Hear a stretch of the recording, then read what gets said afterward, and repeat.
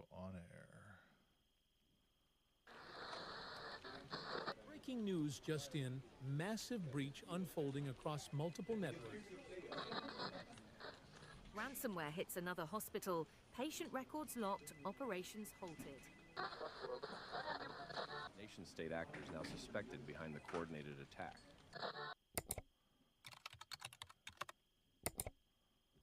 Now join me for another sleepless night in cybersecurity.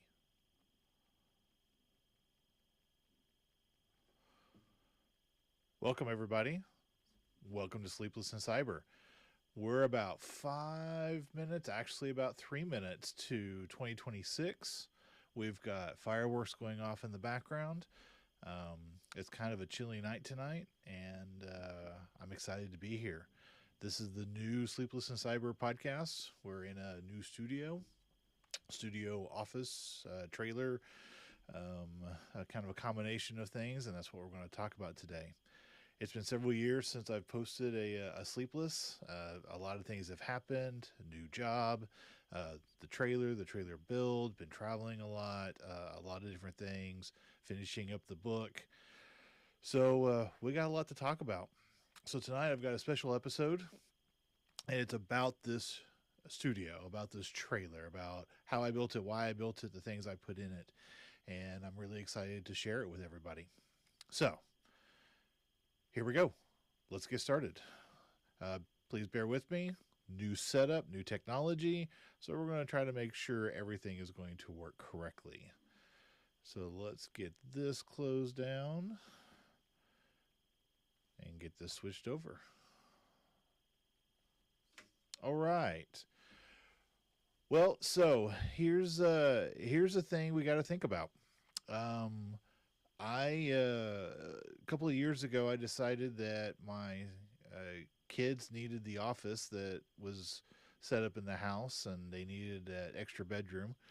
So we started making plans on me getting a different location to be able to do the things that I need to do. And we decided that we were going to get a external office as an enclosed trailer. So what you see up on the screen here is a 17-foot enclosed trailer that I picked up.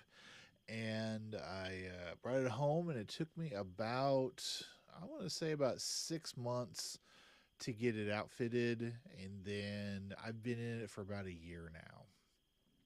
And I want to make sure that I cover all the pieces so that people can see this sort of thing. I've talked to several people about it. They've been very interested in how I built the trailer and how it's set up. And I had a couple of requirements that I sat down and put together for what I wanted to do and be able to accomplish. So first and foremost, it was my office. My office in the house had to come down, and I had to get my son moved in there. So I needed to make sure that I had a place to be able to do my work. Well, it looks like it just flipped over to midnight. So welcome to 2026. If you're watching this later, I do these at midnight and live. And I just heard all the fireworks set off. So everyone is celebrating the new year. 2025 was a good year. 2026, I hope, is going to be another great year. So anyway, looking at the list of things here, the first and foremost, it was going to be my office. So the trailer needed to be set up to where I could get my computers in there. I had to have network access. I had to have power. I had to do all the things I needed to do in the trailer for my office. The secondary part of it was going to be a podcast studio. I wanted to be able to do Sleepless again, and not having that ability, I did 12 or 13 episodes. I think it was 12 episodes before I changed jobs and life got hectic and I started traveling more. And over the last year and a half, I've really been building those topics that I want to cover here on Sleepless. So I really put that planning in of build the studio, get it ready, get it up and running. I'm also a ham radio operator, so I want to use it as my ham shack. In fact, I do have my radios over there, and I've got antenna masts on the outside. So I'm still working on that piece. We're still trying to get that one up and running. It is going to be my work area. So if I'm doing research, if I'm writing, if I'm building things, I've got a workbench over here that you're going to see in the pictures. So it's going to have to be multi-use area. Of course, a storage area. I've got shelves over here that has got all my books from Sands, all of my puzzles. I mean, it's got all kinds of stuff over there. So I definitely needed to have storage area and a hiding spot. I've got two teenage daughters and almost a teenage son. Some days it's just kind of nice to come out in peace and quiet. I can even get the wife to come out once in a while when the kids are going crazy in the house. So the trailer, I had always planned on it being some sort of hiding spot. Now, secondarily, I wanted this trailer to be an incident response trailer. I wanted to set it up in a way that I could pull it to an organization and drive it up in the parking lot and be able to do all the pieces that I needed to do to help them through an incident. And a quarantine area. I wanted to be able to live out of my trailer. You know, I've had it where all the kids were sick, and I needed to make sure that I stayed away from them so I didn't get sick. So all these things were going in my head in trying to make sure that this trailer was useful. Some of the other requirements, specifically, I wanted to make sure that I could power the trailer a couple of different methods. I wanted to be able to hook it up to shore power, so it's plugged in a couple of different circuits, 240 and a couple of 110s, mostly so that I could distribute the load and do different things with it. I wanted to make sure that I could run it off of a generator. I have actually run this off of a solar generator. We had a power outage. We were out for about six or 7 hours, and I was able to run everything in here off of a solar generator. And that was really, really nice. I didn't have to worry about. I have got power in the house for my internet. I've got power here in the trailer. So even though the neighborhood was dead, in terms of power, I was able to keep working all day long and helping my clients. So that was really nice. Make sure that it's heated in the winter. It was cold, and we're going to talk about that. When I moved in January 2nd, I believe was the first day I was in 2025. It was cold, and it was cold through January, and I definitely need to make sure it was heated. I've changed the heating, set up several times. I've insulated it, and I've done lots of different things to make sure that I could be in here when it's cold. Okay, cooled in the summer. Here in Oklahoma, it gets hot. I've ran two different air conditioners. I've got a smaller one that I run in the spring and the fall, and then I've got a larger one that I run during July and August. It's the sun beating down on a steel tube. It gets hot in here. I think I hit 101 degrees one day before I got the bigger air conditioner. So that's something that I had to make sure that I was able to do is survive in here even during the heat. We have a lot of sound. We are actually underneath the flight pattern for Tulsa International Airport, so we do at times get some pretty loud planes going over. Then, of course, the neighbor mowing and dogs and a variety of things. So I wanted to make sure we put some sound protection in. And then off-grid internet. One of the things is I've got hooked up to my mesh network to be able to do the things that I need to do for normal day-to-day. But I also have it set up to where I could run a Starlink outside and be able to connect. So with a solar generator or a regular generator, the Starlink, I can generally get anything I need done. So those were my requirements. Those were the checklist items that I started working on 2 years ago to make sure that I could do something like that in this setup. So I went out and I found an enclosed cargo trailer. I don't think that was the price that I paid. This is just what I got off the website here recently. And it is 17 foot from the center inside to the very back. So it's curved on the front, but they call it a 16-foot trailer. And it's good size. I wanted to make sure I had plenty of space in the front for my main office and then back here in the back. And then I actually wanted to make sure I had enough space that I could put a cot along with my shelves and other things. It's a good trailer. I've been very happy with it. It's fully enclosed, and I do have barn doors in the back, though I have shelves in the back that's covering them. But I didn't want the ramp. I wanted to have the double doors in the back. This was the inside. This is the day I brought it home, and it's just a wood trailer. It was skinned on the inside with plywood, and then it was open on the top. And I can tell you that when I first brought it home and that sun just beat down on there, it got hot. It was an oven. So I had a couple of fans in here. I had the doors open, just trying to figure out how I was going to survive being in the office when I fully moved in.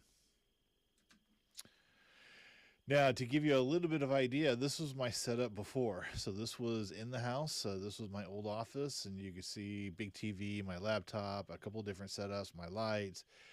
It was a bedroom, and it was very. I didn't have a lot of space. I had a lot of computers, I had a lot of screens, did a lot of things, but I didn't have a lot of space. So when I started deciding what I was going to put in here, one of the things I really wanted was to spread out and be able to have everything, have good lighting. And I'm not even that great with the lighting. I'm still learning a lot of this AV stuff for the podcast. And I'm just do the best we can. Sometimes I'm a CISO, not necessarily an AV guy. All right. Well, so one of the first things that I did was I pulled off all of the plywood and all of the trim, and I installed this pink fiber um, foam, this insulating foam. Just got it at Home Depot. And I filled up all the cracks of everywhere I could with this foam, and the intent was to insulate it, both with sound and for temperature. This is a very terrible collage of pictures, but you can see I bought these sheets at 4x8 sheets and cut them up and lined them up. In fact, I think one of those pictures is turned sideways, and it shouldn't have been. Anyway, that was really I'd actually put up a GoPro camera and put it in the corner and let it do time lapse just so I can grab some pictures as I was otherwise working on it. And it was a chore trying to take everything down, try to stay organized. Even just getting the foam and getting it cut, because these trailers aren't necessarily a exact measurements. So in between the ribs were all different measurements. So I had to measure each one, cut the line, tape it up. So it took a while. It took several weekends, and that actually turned into several weeks, maybe even 2 months or so, to get it all insulated. And then I had to do the ceiling. I mean, we did the walls. The walls were actually pretty simple, though you had to measure in between each ribs to get that in there. The ceiling was a little bit different. And I knew I wanted to put the same foam up over the top, and of course, it's curved, so you had to take that into consideration. And then I had to have something underneath it for a ceiling. So I went and got these corrugated panels to mount. So I put up the foam, and then I mounted these corrugated panels up into the ceiling. And it turned out well. I mean, it's been very well. It was pretty easy to get up there and to get everything screwed in. And then once I got everything sealed, and especially with the lights, it looks pretty good, and I'm pretty pleased with it. It worked well. The only thing I really want to do is take the corrugation on down on the curve, but I've been running Ethernet cables and stuff to do different things, so I've kind of left that open for now. I have put additional insulation around there of the black bubble wrap insulation around the sides. And then I've got fiber insulation on the fronts and the back. So this was the ceiling after I got it fully mounted. This is from the back looking forward. Of course, looking from the front back, you don't see that ridge line, so it looks better. After I got the ceiling in, then the biggest part was trying to figure out how to do the electrical. And I knew I wanted to do electrical in a way that I could run everything. So I had lights, I've got computers all over, I've got TVs. You can see the TVs behind me. Um, I needed to be able to run it off of shore power. I needed to run it off a generator outside. I needed to run it off solar generator on the inside. So those were kind of unique requirements. But I was able to get it all set up. So I've got a breaker box in there, or a panel in there, and then I've got shore power coming in that I go into the box. I've got a couple of different circuits that run everything. I've got switches on it, so when I'm running off solar generator, I can turn off any circuits I don't need. So the computer, the monitors aren't going to draw power. This station's not going to draw power. I can really reduce it down to a minimal level of electrical pull. So it's a great. It turned out really well. I'm really happy with it, and it works exactly like I wanted it to. Now you can see in this picture we've already got the floor in and stuff, and that came later. This was just a picture that I had. I didn't have anything of the installed box after I installed this, so I threw this one in there just so you can see how the box was. These are just shore power connections from the outside. So one's a 240 and one's a 110 on this one, and there's actually another circuit for another 110. So I've got everything divided out. That's just a picture of the solar generator plugged in, running everything. I think that's actually charging at the moment, but that was just a gratuitous picture of solar generator. This is one of the things that I'm really glad I did. Is I found these hex lights on Amazon, and I brought them in to the to do the setup all the way down, and it makes fantastic light. That was one of the things I truly wanted, was to, even though I'm going to run with the podcast in office without the lights on, when I need light, I wanted to be able to light this whole trailer up, and these grid lights are great at that. I'm very pleased with them. I had to mount, because the top of the ceiling is curved, I had to run a couple of rails to mount them to. Once I figured out how to do that, pretty simple. And then I mounted these and plugged them all in. I've got 1, 2, 3, 4, 5 hex, and then a half hex on the front. So I've got actually divided out into two. I've got a half hex on the front that is right over my desk. I can turn just it on if I just need to work at the desk there, or I can turn both of them on and get full light in here. But it's wonderful. Even at night, it lights us up like daylight. It's great.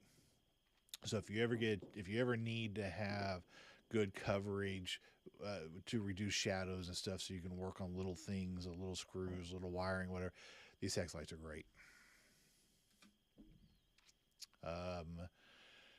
You can't really see the rails on that. What I did is I took angle iron I think it was two 10-foot sections of aluminum angle iron. Well, 4, because there's 2 on each side. I painted them black. I zip tied them together, and then I mounted them up on the screws with some D-links. And they're great. It holds the weight. It makes it flat.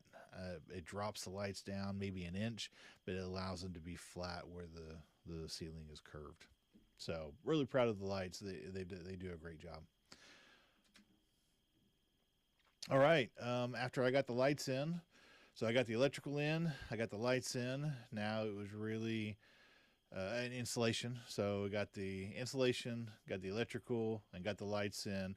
Now I could actually use it. I could be inside of it without having LED lights, with the extension cords and stuff. So this is kind of what it looked like. This was actually the beginning of the painting. I hand painted, of course, at the top of it around all the different stuff. And then we came in and brought the kids in with some paintbrushes and got everyone painting the walls. I decided just on a gray color.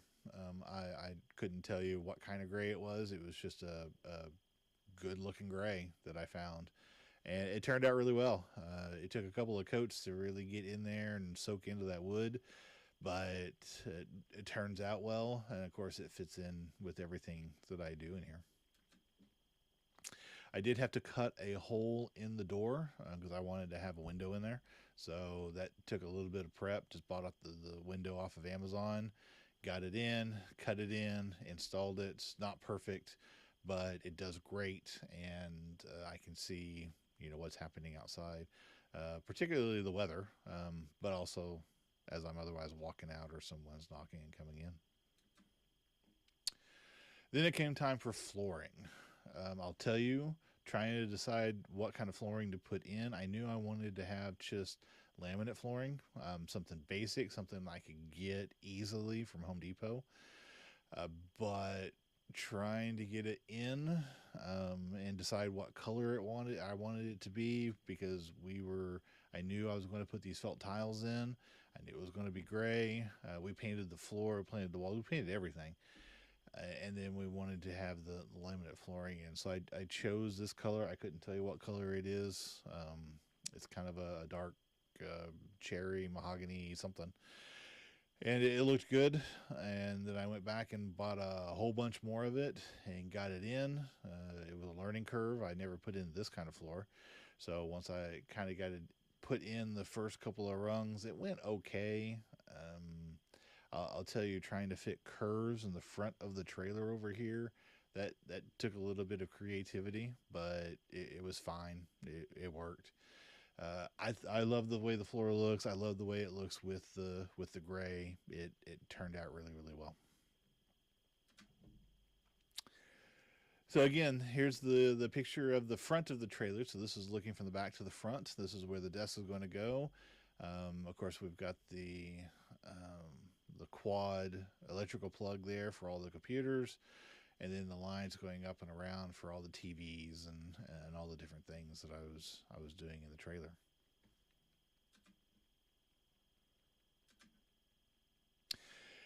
Then I started putting stuff in. So this was move-in day. So this was Christmas and New Year's of 2024, where I was putting all the pieces in so that I could move in. And this is my standing desk and my TV and the laptop, and kind of figuring out where everything was going to go, how I was going to do lighting. There is maybe you'll see it in the next picture. Yep. So this is again the beginning. So I got the computers in, I got my monitors in, I got the workbench over on the side. Was actually, we'll talk more about that later, but it's just a Husky workbench. But this was a setup. And this became my setup moving forward for my main office, my main TV, my background TV over here, and then my laptop and all the cameras and the lights and the microphones and stuff. So it works well. I really like it. I think it's comfortable. It does everything I need to do. It is a sit-stand desk, so I can stand up to take pressure off my back and stretch my legs a bit. Then I can sit down and for my meetings and stuff. Now here's the workbench. One of the things I tried to do on this build is do everything easy purchase. So I didn't want to put anything that I had to special order. So except for the lights, I had to order that off of Amazon. But everything else I tried to get from Home Depot, Lowe's, just anything that I can get locally. I decided I needed to have a workbench over on this side, so it'd be the equivalent of a return on a desk, left-handed return. But I wanted to have it with drawers. I wanted to have a workspace on top. So I went and picked up just a basic toolbox with a wood top. I do intend to change out the wood top eventually.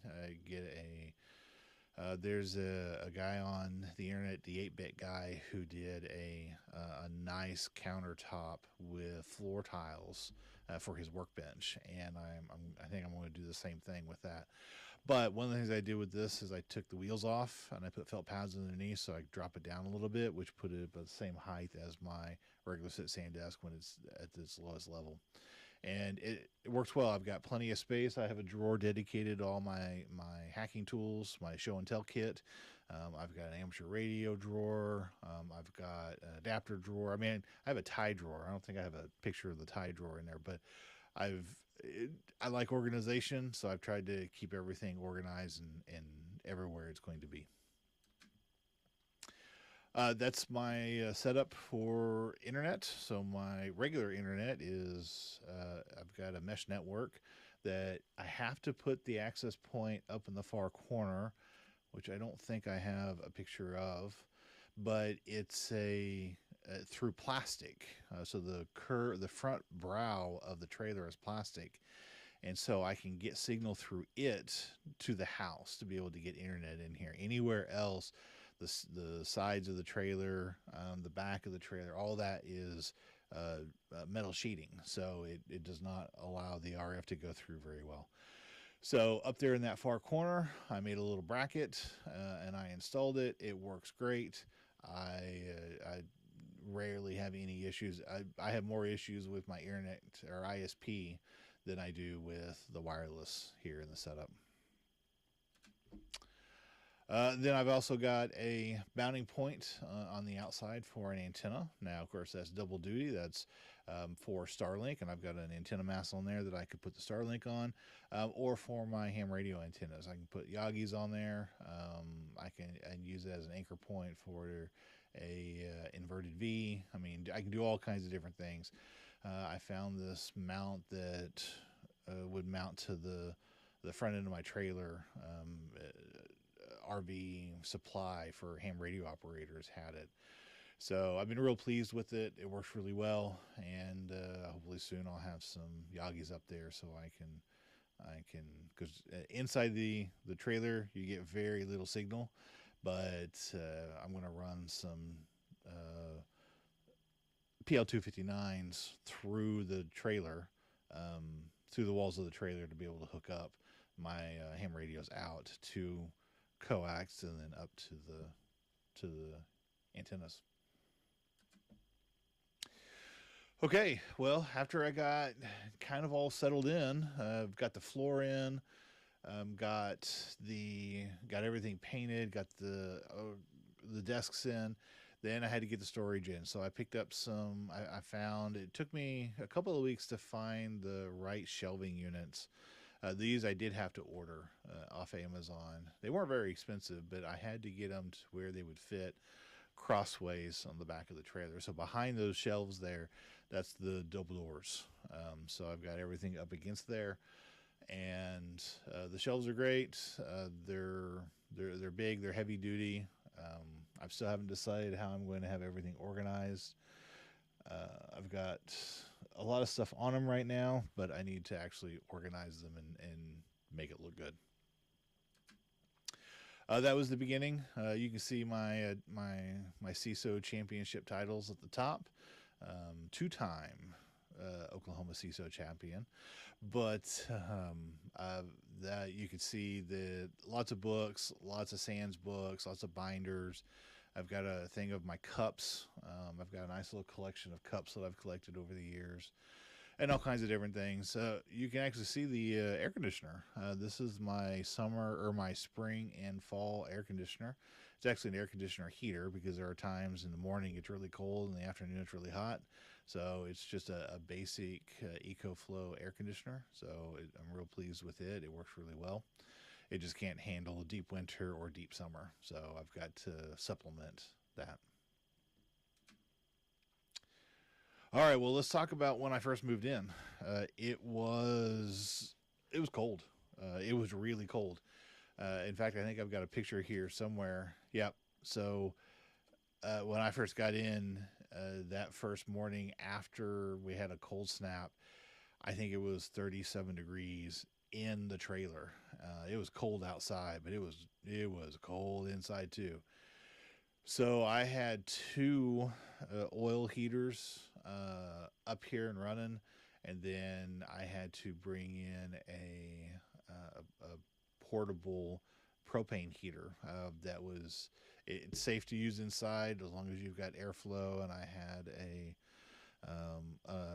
a detector on it, or here in the thing to protect me and such. So that would certainly warm up this trailer. I'd run it for about 10 minutes, and it was enough to sweat you out. So had to be careful on that one.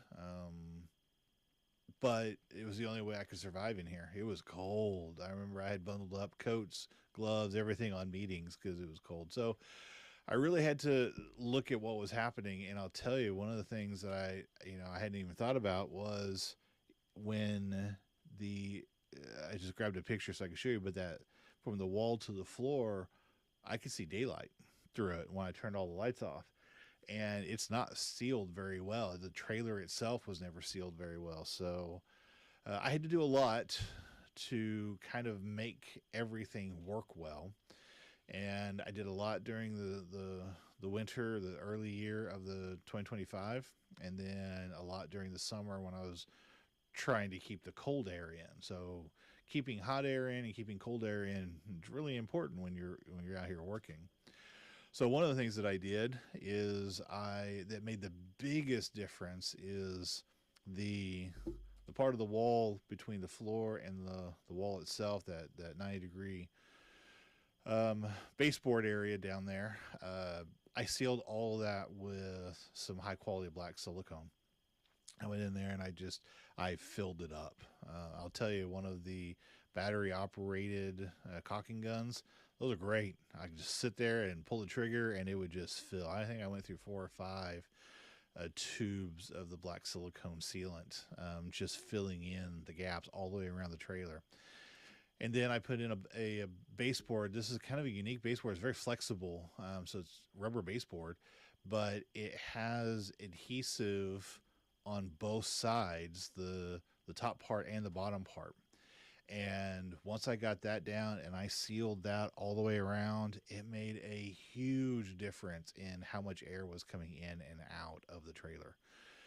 As much as I was doing it, I had painter's tape down there. I had all kinds of stuff trying to seal that up. But when I did this, it made a huge difference. I did that in the summer when I was losing a lot of the cold. I also did a couple things to the door. The door on these trailers, I mean, they're not designed to be how we use them. And so there was a lot of airflow, especially on north winds. That north wind would hit the side of the trailer, it'd come in that door. So for the winter, for the early part of 2025, I had some round foam padding that I would put in there all the way up and around. And it did pretty well. It sealed it, but I had to take it out every time I left and came back. So during the summer, I put in I found this seal. It's a brush seal, but you tape it on the door jamb all the way around, and when you close the door, it fills it in, and it works really great. There's only the only part that I have right now where I have a little bit of airflow is down towards the bottom, but I'll tell you, even now, as cold as it has been past couple of weeks, we've kind of had up and down temperatures here in Oklahoma, and it was 21 degrees outside.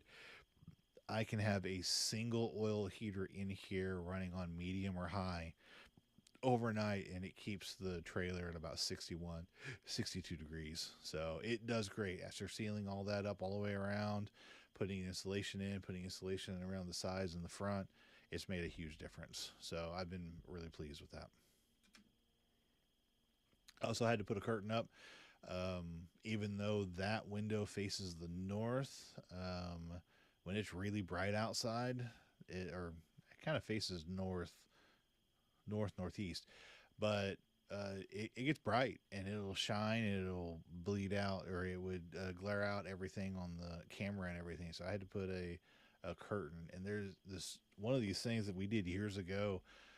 Our kids would yank down curtains. So what we did is we decided I strung up a bungee cord between 2 screws into the studs, and ran the bungee cord through the curtain where they could yank them, as a kid will, as a baby or a toddler will, and it won't pop them down. So I did that really quick, and that's how I run this curtain over the window. It works great. I can open it and close it depending on what I need in terms of lighting. It will still allow some lighting through, so it does help. It also helps with, when I open the door, not so much heat leaves. And I actually tested it with a thermal camera to see when you open the door how much hot air flows out. and it was really interesting to watch it. So this little curtain that kind of hangs off to the side is good for light and for keeping in heat and cold. Oh, yep, I do. That's my tie drawer. People make fun of me for my tie drawer. It went away. There we go. So that's my tie drawer. That is the. I swap them out depending on my moods for the week or for the month. So that's what I have in there at the moment that I took this picture. I think I've changed a couple. I have a Christmas one in there at the moment and a variety of things. Okay, so now this setup we saw in the back. Originally it was the front of my office. Well, now I have the back of my office or the studio side. And so this is my setup. This is on the desk. And I have one of these desks. It's a Husky sit-stand desk. This is one that just hand cranks. Something simple, something easy. I was not intending on having this particular desk in here. It was only in here temporarily for I was doing something. And it's turned into probably a permanent fixture in the trailer as it is. But this is my setup, so you can see the computer, the lighting. I've got an A10 Mini Pro, all kinds of different things set up here. Some of it is what I had before when I was running the podcast. Some of it is not. It's just it's my current setup, and it will be changing as I otherwise get better at this and kind of figure out all the pieces. This was kind of interesting for me. I went and pulled some of my backgrounds. I pulled YouTube videos that I've done and podcasts that I've done, and I just wanted to let you kind of see. So this was the background I had at my old work at the university. So this was my office at the university. I had some patches and stuff in the back and certifications and all kinds of stuff. This was facing, kind of the back wall. This was my setup for the original Sleepless and Cyber. That was in that bedroom office, had the TV in the background. This was actually early on because I had moved the mic down to the desk in later episodes, but that was one of my first Sleepless and Cybers. This is the background when I first moved in. This is the beginning of the year, 2025. The only reason I know that is because the logo I had somebody move the logo over to the other side of the TV to rearrange it. It's very dark. And now I've got more lights, more access lights. I also have the felting on the back, or the pads and things in the back. This is more recent. Again, this is a snip from a YouTube, so it's a little fuzzy. But now you can see the reason why I had the TV is so I can put different logos of different things that I'm doing on there. I've got 4 or 5 logos for Alias, my work, for whatever I'm doing, whether I'm doing the podcast or I'm doing my regular CISO work, my VCISO and stuff. So you can see the panels in the back. The panels just give a little bit of texture. It does help with sound a little bit from the outside. That's really what I was worried about. It's also a great place to put patches, which you can't see at the moment, but the felt panels, you can put patches on them, and I've got a fair amount of patches from conferences and B-sides and stuff that I've gotten up there. And I think that's it. So let me switch it back over. That is the trailer. I really like this trailer. It's done really well. I've got all this stuff in here. There are some quirks with it. There's some things that I have still got to get figured out. I want to get the ham radio stuff set up again, or get it up and running. I've got some more lighting. Of course, the studio stuff that I've got running here. I've got the TVs behind me. And I've got some new stuff that I'm going to put onto them. Actually, I think I'm going to link one of these computers to those so that I could do the display of the presentation on the back there as well. But I do like having the rotating information here. So just FYI, I've got in one of these corners RSS feeds. I've got temperatures from around the area. Dallas, Kansas City, Bentonville, Guyman, Oklahoma City, things like that. I can watch those so I can keep, and I think there are updates every 2 minutes or something. And then I've got firewall stuff and IDS stuff and stuff running. That way, you just kind of keep an eye of what's going on. And then I've got the Sleepless in Cyber pictures in the background. But those will change. Those will change as I'm otherwise doing things. So it's a good setup. I'm very proud of it. I know other people have talked about doing something similar because they need office space at home. I would encourage people to do it. I've actually thought about doing a smaller trailer, doing it kind of a separate office, kind of a workbench and a desk. The 17-foot is good for two. I've actually had three people in here that I think they could be very easy to working. I could very easily turn this into a three-person work area. It is really set up for two right now, but I can get a third one in pretty easily. So it would not be hard to turn this into the incident response setup that I'd like to do. I did set up everything to where I could pretty easily move this trailer, so it's not stationary. I can move it. One of the things that I found was for the front desk, that's the sit stand desk, is a mount that I can mount to the front of the trailer. That the desk can go up and down, but it won't go back and forth. So if I drive off with it, it's not going to flip everything back. So it's a good setup. I really like it. One of the things that I found is there wasn't a lot of information out there in the world about this stuff. I had to pick 4 or 5 or 6 different YouTube channels that did something similar. You know, they did the electrical, or they did this, they did that, and put it all together for what I needed to use it for. But it turned out well. That's one of the reasons why I wanted to make this video, so that I could show you guys, for those that are interested. I know one of my best videos in the past was my setup for the SOC at the university and how we built it, why we built it, why we put the TVs in, how we did it, what the cost was. So I wanted to do something similar, and really I also wanted to make this the first one that we did, so you can see why it's a new setup and how we got here. Now let's talk about 2026 real quick.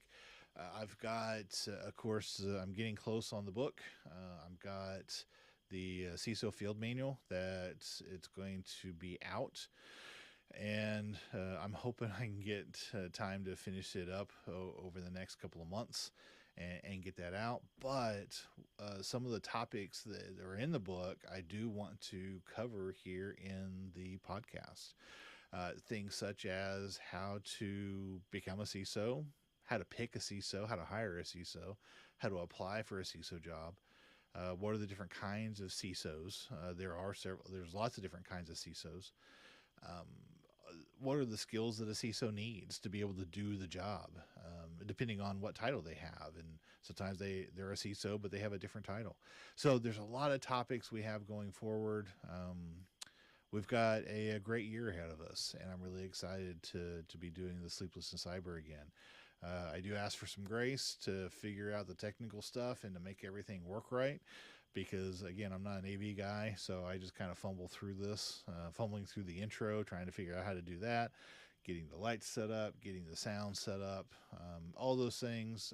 It'll get better. So anyway, it is midnight 40. So I hope everyone had a great new year. I hope everyone is at home and is enjoying the beginning of 2026. I will get this podcast back up and running again. I run these live at midnight. I usually start a few minutes before midnight just so that I can be online when midnight happens. And I'll be putting the links out on the Oklahoma Discord channel, so people can see it there. Of course, it's going to be up on YouTube. We'll probably throw it out on LinkedIn as well. I really appreciate everyone watching this. Hope it was useful. I hope you get some ideas to make your own trailer if you are interested. And I hope anybody that's in the cybersecurity field, we are constantly growing, and that's the whole point of this podcast and the stuff that we do here. And it's going to be a great year. So thank you, everyone. Have a wonderful night. We'll talk to you soon.